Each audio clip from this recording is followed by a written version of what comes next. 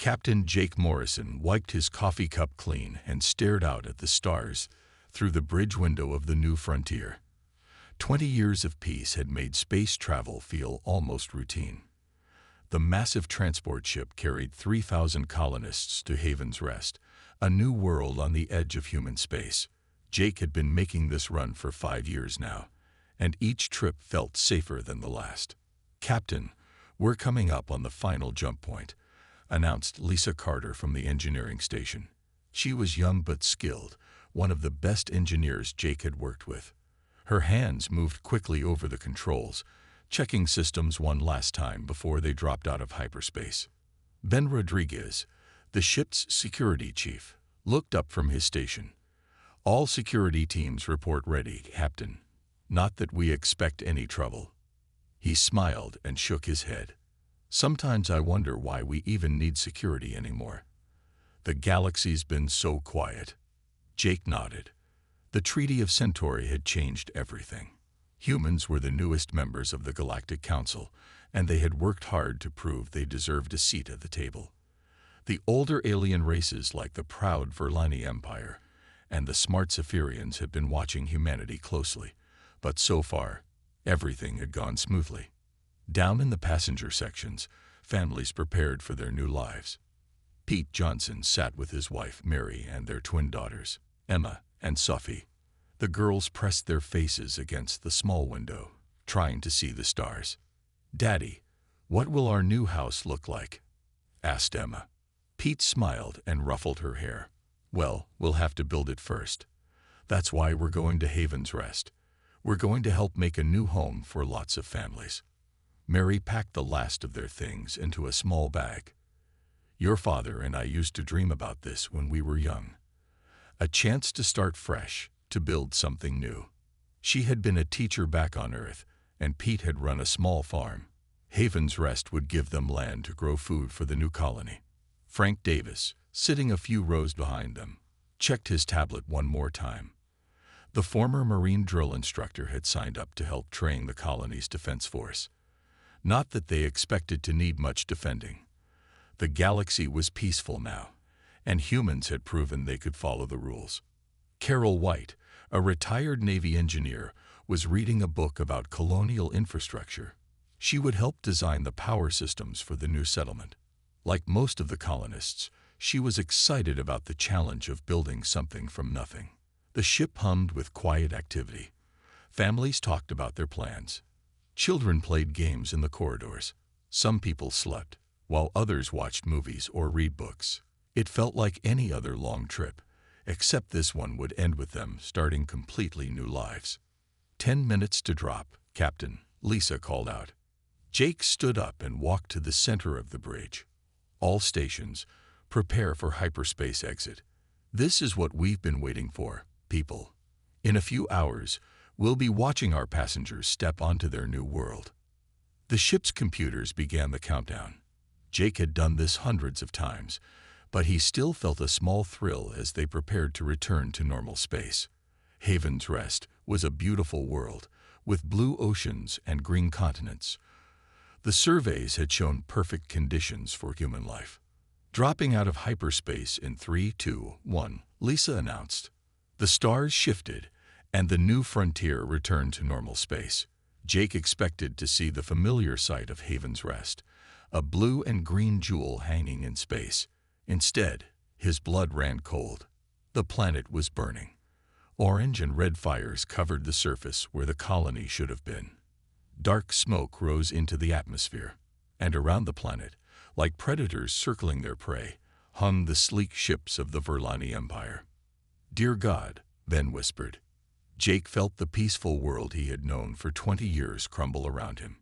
Something had gone very, very wrong. The bridge fell silent as everyone stared at the burning planet. Jake felt his stomach turn.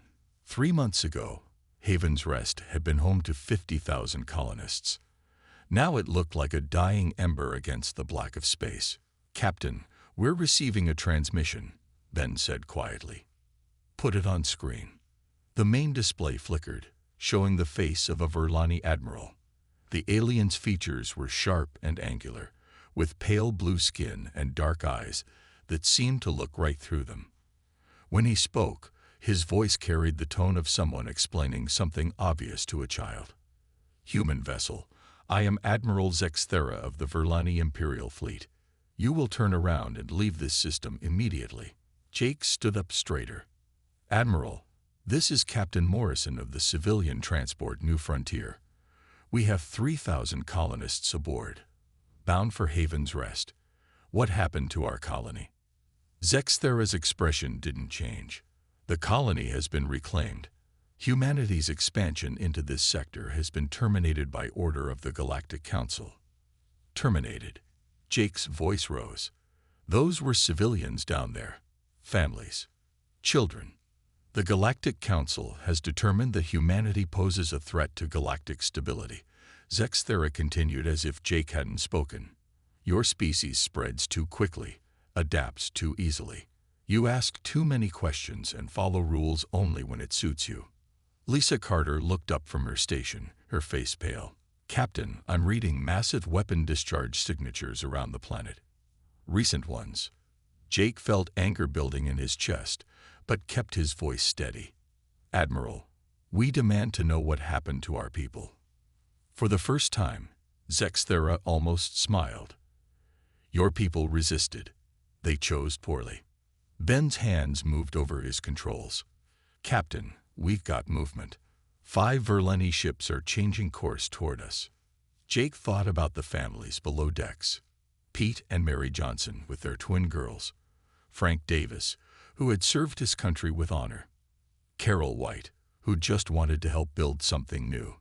3,000 people who had done nothing wrong except trust that the galaxy was a safe place. "Admiral Zexthera, we are a civilian transport. We pose no threat to anyone." The Verlani admiral tilted his head slightly. "Captain Morrison, your species has been living under the protection of better, older races for too long. You have forgotten your place. Consider this a lesson for all humanity." "What lesson?" Jake demanded. "That children should not play with adult toys," Zexthera said coldly. "Your expansion ends here. Your people will return to Earth and stay there. This system now belongs to the Verlani Empire." Jake looked at the burning planet one more time. 50,000 people, gone. Because the Verlani decided humans were getting too big for their boots. "We have passenger families aboard," Jake said, trying one last time. "Let us take them home." Zexthera's dark eyes gleamed. "I'm afraid that won't be possible. Your ship carries the genetic material of future human colonies. That makes you a threat." Ben Rodriguez stood up, his hand moving toward his sidearm. "Captain, they're targeting us." The first Verlani ship opened fire. Energy beams lanced through space, striking the New Frontier's shields. The ship shook, and alarms began blaring throughout the vessel. "All hands, battle stations," Jake shouted, though he knew it was hopeless. The New Frontier was a transport ship, not a warship. They had shields and basic defensive systems, but nothing that could stand against a Verlani battle fleet. Another hit rocked the ship. Jake could hear screaming from the passenger decks below. The lights flickered as power conduits overloaded. "Lisa, how long can our shields hold?" "Maybe 5 minutes, Captain. We need to jump now." Jake made his choice. "Ben, get us out of here. Any direction. Just go." "Jump coordinates set," Ben replied, his fingers flying over controls. The ship shook again as more Verlani weapons found their mark. Jake gripped his command chair as the hyperspace engines spun up. "Jump," he ordered. The stars elongated, and the New Frontier fled into hyperspace, leaving the burning world of Haven's Rest behind. But Jake knew this wasn't an escape. It was just the beginning. The New Frontier tumbled out of hyperspace like a wounded bird. Sparks flew from damaged consoles on the bridge, and emergency lights cast red shadows across Jake's face. The ship limped through space, leaving a trail of debris behind it. "Damage report," Jake called out. Lisa's hands shook as she checked her instruments. "Hull breaches on decks 7 through 12. Life support is failing in several sections. We've lost main engines, We're running on backup power only. Jake closed his eyes for a moment, then opened them. Casualties. Ben's voice was quiet. 847 dead, Captain. Including, he paused, checking his list, including Pete Johnson and one of his daughters. Jake felt something cold settle in his stomach. He thought about Mary Johnson, now a widow with one remaining daughter. He thought about Emma, who would grow up without her father and sister. Where are we? Jake asked. Crossroads Station is 2 hours away on backup power, Lisa reported. It's our only option. Jake nodded. Crossroads was an independent trading station, neutral territory where ships from all species came to trade and resupply. It would be safe. Down in the passenger sections, chaos had given way to grim organization. Frank Davis, the former Marine drill instructor, had taken charge of damage control teams. His military training kicked in as he directed civilians in sealing hull breaches and treating the wounded. Come on, people, Frank shouted over the noise. We're not done yet. Check every compartment, help anyone you can find. Carol White, the retired Navy engineer, worked alongside him, her steady hands helping to jury-rig power systems that kept life support running. She had seen combat before, during the border wars 20 years ago. This felt different. This felt personal. In the medical bay, Dr. Susan Grace worked without rest, treating burns and injuries from the attack. She had volunteered for the colony mission to help families start new lives. Now she was trying to save the ones that remained. Mary Johnson sat beside a hospital bed, holding her surviving daughter Sophie close.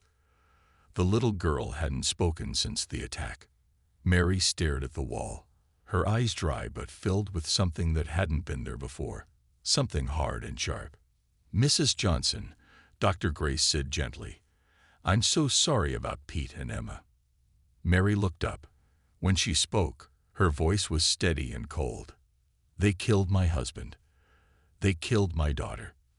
They burned our new home before we even got to see it. She held Sophie tighter. They started this. 2 hours later, the New Frontier docked at Crossroads Station. The station's crew helped evacuate the wounded and began emergency repairs. Jake stood in his quarters, staring at the message he had just recorded for Earth Command. The message was simple: New Frontier to Earth Command. Haven's Rest colony destroyed. Verlani attack unprovoked. 847 civilians dead. Request immediate assistance. They wanted chaos. Time to show them what humans do best when someone hurts our families. Frank Davis found Jake in the corridor outside the communications room. Captain, the survivors are asking questions. They want to know what happens next. Jake looked at the older man and saw something familiar in his eyes. The same thing he had seen in Mary Johnson's face. The same thing he felt growing inside himself. What happens next, Frank, is we go home, Jake said quietly. We tell Earth what happened here. And then we let the galaxy see what humans are really capable of when someone crosses the line. Frank nodded slowly. I've been talking to some of the other survivors. We're not just colonists anymore, Captain. We're witnesses, and some of us have skills that might come in handy.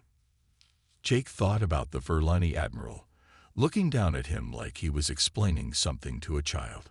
20 years of peace, Frank. 20 years of playing by their rules, being the good new species in the galactic community. And now, Jake's jaw tightened. Now they're going to learn why humans spent so long learning to control themselves. Because when we stop being nice, empires fall. The message was sent. Earth would know what had happened within days. And then the galaxy would discover what happened when you made the mistake of killing human families. The message from the New Frontier reached Earth on a Tuesday morning.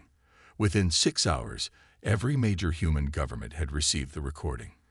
Within 12 hours, the streets of every human city filled with angry crowds demanding action. President Laura Mitchell stood in the Oval Office, watching news reports from around the world. London, Tokyo, New York, Lagos. Everywhere, People held signs with the names of the colonists killed at Haven's Rest. Emma Johnson's 7-year-old school photo appeared on screens across the globe. "Ma'am, the Joint Chiefs are here," her secretary announced. Admiral Rick Patterson entered with the other military leaders. He was a tall man with gray hair and eyes that had seen too much war. He had been pushing for years to expand the human fleet, but the Treaty of Centauri had limited military growth. "Madam President," Patterson said, "we've analyzed the Verlani attack. It was deliberate, planned. They didn't just destroy the colony. They hunted down survivors who tried to escape." President Mitchell turned from the window. "Options, Admiral. Officially, we file a complaint with the Galactic Council and hope for justice." Patterson's expression remained neutral. "Unofficially, we have Project Mjolnir." The president raised an eyebrow. "I thought that project was canceled." "Officially, it was. Unofficially, we've been building ships and weapons that violate the treaty. We knew this day might come." Admiral Patterson activated a holographic display. "We have 50 dreadnoughts, 200 destroyers, and 500 corvettes ready for deployment, all built in secret facilities in the asteroid belt." Defense Secretary James Knox leaned forward. "The public is demanding blood, ma'am." The polls showed 97% support for military action. President Mitchell walked to her desk and picked up a photo from the news reports. Emma Johnson smiling at her school's science fair. "Admiral, how long would it take to mobilize?" 48 hours. We've also been developing new weapons based on captured alien technology from the border wars. Rail guns, plasma cannons, and something we call swarm missiles. They can think and hunt on their own. Around the world, things were moving quickly. Dr. Amy Foster, working in a secret lab beneath the Rocky Mountains, received orders to prepare her experimental weapons for combat testing. She had spent 10 years creating things that the galaxy had never seen before. In Geneva, the human ambassador to the Galactic Council formally lodged a protest about the Haven's Rest attack. The alien representatives expressed regret, but insisted it was a local matter between humans and Verlani. Meanwhile, aboard ships orbiting Earth, crews were already preparing for war. Captain Lisa Carter, rescued from the New Frontier, found herself assigned to an experimental destroyer called the Ghost Runner. Its hull was covered in stealth coating that could make it invisible to most sensors. "Welcome aboard, Captain," said Commander Ted Walsh, her new first officer. "Hope you're ready to show these aliens what human engineering can do." At recruitment centers across Earth, lines stretched for blocks as people volunteered to join the fleet. Mary Johnson stood in one such line in Denver, holding Sophie's hand. The little girl still hadn't spoken since the attack. "Ma'am, you don't have to do this," said the recruitment officer when Mary reached the desk. "You've already sacrificed enough." Mary looked up, her eyes hard as steel. "They killed my family. I want to be there when we make them pay for it." President Mitchell addressed the world that evening. Her speech was broadcast on every human channel and reached every human colony. "My fellow humans," she began, "for 20 years, we have been model citizens of the galaxy. We have followed their rules, respected their borders, and kept our true nature in check. We did this because we wanted peace." She paused, looking directly into the camera. "That ends now. The Verlani Empire has declared war on humanity by murdering innocent families. They want to keep us on Earth like children in a nursery. They have forgotten something important about humans." Her voice hardened. "We are very good at war, and we are about to remind the galaxy exactly how good we are." The broadcast ended. Across human space, fleet commanders received their orders. Project Mjolnir was active. The galaxy was about to learn what happened when you made humans angry. The human fleet struck without warning. Admiral Rick Patterson stood on the bridge of the dreadnought Retribution, watching his ships move into Verlani space like a dark storm. The Verlani had expected formal declarations, honor duels, and clear battle lines. They got none of those things. "First target acquired," reported Captain Lisa Carter from the Ghost Runner. Her ship had slipped past 3 Verlani patrol fleets without being detected. "Supply depot at Killer Station. Weapons free," Patterson ordered. The Ghost Runner fired its new rail guns. Silent beams of energy crossed space and tore through the Verlani supply station like paper. The station exploded in a shower of metal and flame, taking with it fuel and ammunition meant for 50 Verlani ships. "Target destroyed.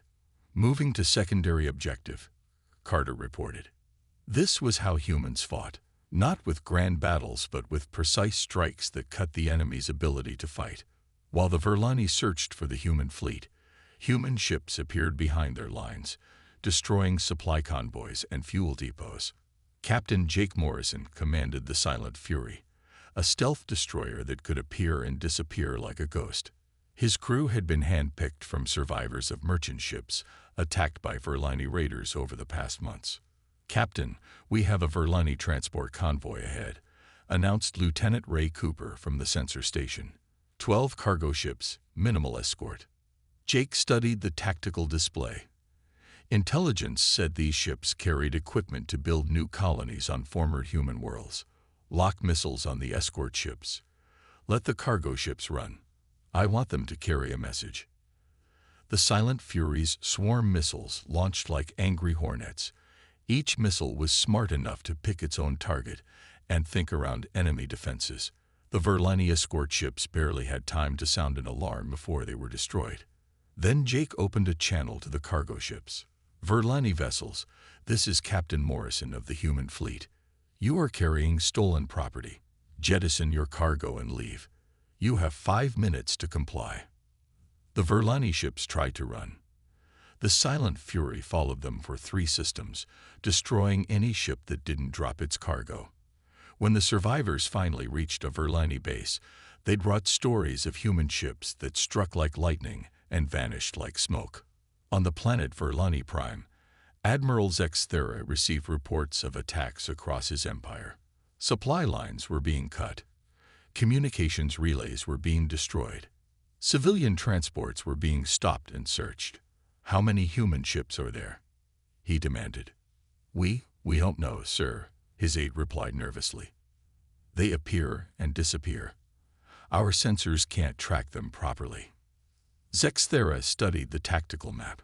Red markers showed human attacks across 20 systems, but there were no reports of large human fleets, no formal battle lines. They fight like pirates. What he didn't understand was that humans had studied every galactic war for the past century. They knew how the Verlani fought, with honor, in formation, following ancient military traditions. So humans did the opposite of everything the Verlani expected. Dr. Amy Foster's experimental weapons were proving devastatingly effective. Her sonic disruptors could shut down Verlani ships without destroying them. Her nanoviruses could eat through Verlani armor in minutes. Each human ship carried weapons that broke the rules of galactic warfare. In the Outer Rim, Mary Johnson led a boarding party onto a Verlani command ship. Now Lieutenant Johnson, she had trained harder than anyone else in her unit. When her team swept through the ship's corridors, they moved with deadly precision. "Bridge secured," she reported, downloading their navigation data now. The Verlani captain, tied to his command chair, stared at her with confusion. "You are just civilians, farmers, and merchants." Mary looked at him with cold eyes. "You killed our civilians, our farmers, and merchants. Did you think we would just cry and go home?" She activated the ship's self-destruct and led her team to the escape pods. As they flew away, the Verlani ship exploded behind them. The galaxy's other species watched in amazement and growing fear. The humans weren't following any recognized rules of war. They hit supply lines, communication centers, and civilian infrastructure. They used psychological warfare, spreading fear and confusion. Most shocking of all, they were winning. The news spread across the galaxy like wildfire. In every alien capital, military leaders studied reports of human attacks with growing alarm. The humans weren't just winning. They were changing how war was fought. Dr. Kilfox, a Zephyrian scientist known throughout the galaxy for his military studies, stood before the High Council on Zephyr Prime. His 6 arms gestured at holographic displays showing human battle tactics. "Distinguished counselors," he began, "we have severely underestimated the human species. For 20 years, we thought they were learning from us. In reality, they were studying us, learning our weaknesses while hiding their strengths." The council leader, an ancient Zephyrian with deep blue skin, leaned forward. "Explain." "Humans have been holding back," Dr. Kilfox said. "Every species in the galaxy follows the same basic rules of warfare. We fight with honor, in formation, using conventional tactics. Humans throw all of that away. They fight to win, not to look honorable." On the peaceful world of Harmonia, the ruling council met in emergency session. The Harmonians had sponsored humanity's membership in the Galactic Council. Now they wondered if they had made a terrible mistake. "We must intervene," said Counselor Verlani, her gentle voice filled with concern. "The Verlani Empire is crumbling. Billions of Verlani civilians are fleeing their homeworlds." "The humans are not targeting civilians," pointed out Counselor Morick. "They are destroying military targets and infrastructure. It is efficient." Efficient. Verlani's colors shifted to show distress. Entire trading routes have collapsed. The Verlani economy is in ruins. On the Trader Union world of Nexus, merchant captains gathered in urgent meetings. Captain Volkstar, a Kralian trader who had worked with humans for years, addressed the crowd. "I know humans," he said, his voice carrying across the chamber. "I've done business with them since they joined the council. They're fair dealers, hard workers, honest in trade. But this," he gestured to the tactical displays showing human fleet movements, "this is not the species we thought we knew." Captain Will Soma, a Verlani merchant who had escaped the human advance, stood up. "They are monsters. They destroyed my cargo convoy without warning. No honor in their attacks." Volkstar shook his head. "Monsters? No. The Verlani started this by killing human families. The humans told us exactly what they would do, show the galaxy what they're really capable of. We just didn't listen." At the Galactic Council headquarters on Centauri, emergency sessions ran day and night. The council chambers, usually filled with calm debate, now echoed with angry voices and fearful whispers. Ambassador Tlix of the Stellar Confederation stood at the speaking platform. "The question before us is simple. Do we intervene to stop this war, or do we let it continue?" "The Verlani broke galactic law," said the Alterian representative. "They attacked civilians without provocation. They started this war. But the human response is extreme," argued the Quellan delegate. "They are destroying the Verlani Empire piece by piece. Is this justice or revenge?" In a corner of the chamber, the human ambassador, Director Walter Stone, watched quietly. He had been a diplomat for 30 years, always working for peace. Now he represented a species at war. When asked to speak, Stone stood slowly. "Honored delegates, my government sent me here with a simple message. Humanity does not want to fight every species in the galaxy. We want to fight only those who threaten our families." He paused, looking around the chamber. "The Verlani chose to kill our children to send a message. We are sending one back. Any species that harms human civilians will face the same fate." The chamber fell silent. Several delegates shifted uncomfortably in their seats. Stone continued, "We spent 20 years proving we could be peaceful. We followed your rules, respected your borders, kept our weapons hidden. That was our choice. The Verlani made a different choice for us." The Verlani representative, Admiral Kithera, stood up angrily. "You cannot punish an entire empire for the actions of one fleet." Stone looked at him calmly. "Admiral Zexthera claimed to speak for your entire empire when he destroyed Haven's Rest. We are simply taking him at his word." The galaxy was learning a hard lesson. Humans had been the junior species, the newcomers who followed rules and asked permission. That time was over. The galaxy now faced a species that could be their best friend or their worst enemy. The choice, humans made clear, belonged to them. The biggest battle in galactic history was about to begin. Admiral Rick Patterson stood on the bridge of the Retribution, watching thousands of human ships form up around him. 6 months of hit-and-run attacks had led to this moment. The assault on Verlani Prime itself. All fleet commanders, report status. Patterson ordered. Ghost wing ready, came Lisa Carter's voice from somewhere in the formation. Her stealth ships were invisible even to human sensors. Strike Force Alpha ready, reported Jake Morrison from the Silent Fury. His destroyers had been hitting Verlani supply lines for weeks, weakening their defenses. The planet Verlani Prime hung in space ahead of them, surrounded by the largest fleet the Verlani Empire had ever assembled. Defense platforms orbited the world like deadly jewelry, their weapons trained on the approaching humans. On the planet's surface, Mary Johnson crouched in a dark tunnel system beneath the capital city. She was no longer just a grieving mother. She was Lieutenant Colonel Johnson, leading a team of human special forces who had infiltrated the planet weeks ago. "Colonel, we're in position at the shield generator," whispered Sergeant Tim Walsh through her earpiece. "Hold position," Mary replied. "Wait for the signal." Above them, in the Verlani Command Center, Admiral Zex Thera studied the approaching human fleet. He had spent months preparing for this battle, calling back ships from across the Empire. He had more ships than the humans. His weapons were tested in 100 wars. His crews were experienced veterans.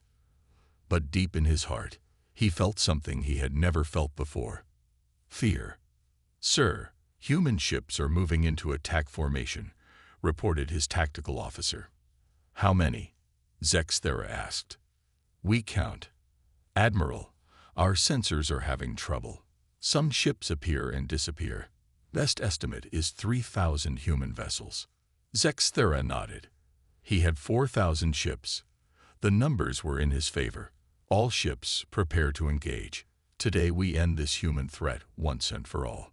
The battle began with the humans doing something no one expected. They divided their fleet.